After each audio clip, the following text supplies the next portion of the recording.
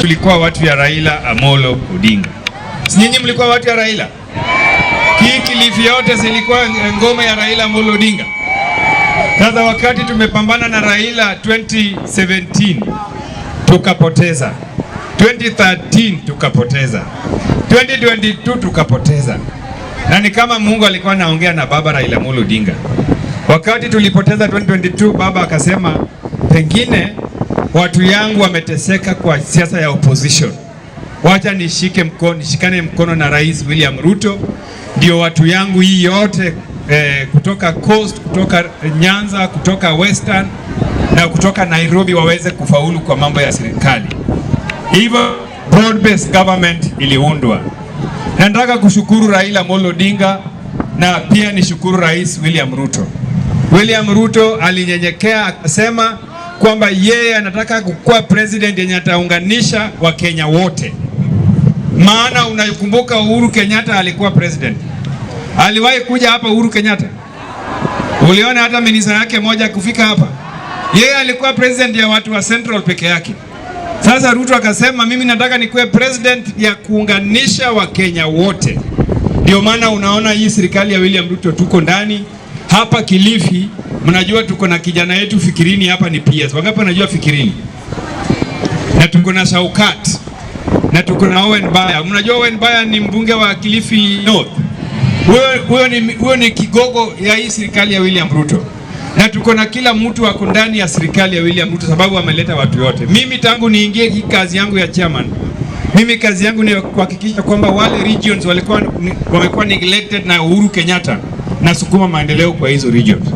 Ndio maana niko na furaha kupata memorandum from your MP ambaye naenda kukaa chini na yeye tukirudi Nairobi, na ya muhimu ni kwamba ni lazima nilete maendeleo hapa zile ameniitisha. Sana sana ile imeshika sana ni hii bridge. Hii bridge inaitwaje? Hiyo Jimba Bridge nimeambiwa inahitaji 50 million peke yake. Alafu ifanywe itengenezwe, si ndio? Hiyo hata mseme ni tick because ni kitu imeingia kwa kichwa yangu immediately. So sisi tunataka kusema kwamba tunataka siasa ya kuleta maendeleo kwa wananchi. Iko viongozi wamekuwa kwa hii nchi. Huyo anaitwa Rigathi Gachagua. Mnajua vile yeye ndiye anaongoza kupiga Rais Ruto. Unajua anapiga Rais Ruto kwa nini? Anasema hii serikali sisi ndio tulipigia wewe kura. Sisi ndio tulikuwa na shares. Mbona unagawana hiyo shares unapatia kina Fikirini, unapatia kina Tande, unapatia kina Joho? Hiyo ndio sababu wanapiga William Ruto. hakuna sababu nyingine. Sababu ukienda Central, maendeleo yote Ruto amefanya. Barabara yote Uhuru Kenyatta aliwachilia kumaliza, hizi zote tumeshamaliza, ziko kila mahali imetengenezwa. Lakini bado wanapiga sababu wanataka serikali kuwe yao tu, wanakulia na sisi tunawaangalia. Ndio maana nataka niambie watu wa Pwani, watu wa Kilifi, mmeongea mizuri sana na mkasema kwa hii mkataba yetu ya ODM na UDA mnataka Joe akuwe deputy president. Wangapi wanataka Joe akuwe deputy president? Mngetaka Joe akuwe deputy president?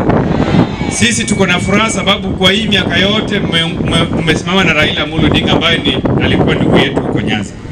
Sisi tunaweza unga Joe mkono, lakini nataka kuomba nyinyi wale watu 20,000 DCC amesema hapa wajachukua kura. Mbona msichukue kura ndio Joe apate kazi rahisi ya kuingia kwa hii kazi?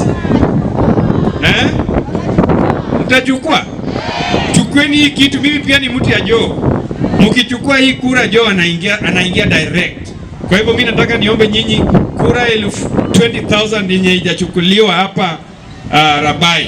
Chukueni hizo kura ziingie, na sisi tunaenda kunegotiate na William Ruto.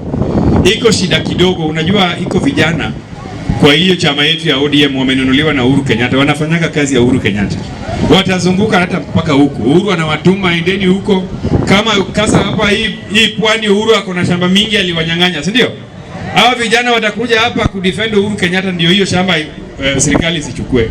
Hawa vijana ni vijana watatu na mnawajua. Nataka msisikize hizo stories za hizo hawa vijana. Tunataka tukae na William Ruto sababu mimi nitahakikisha kazi imefanyika.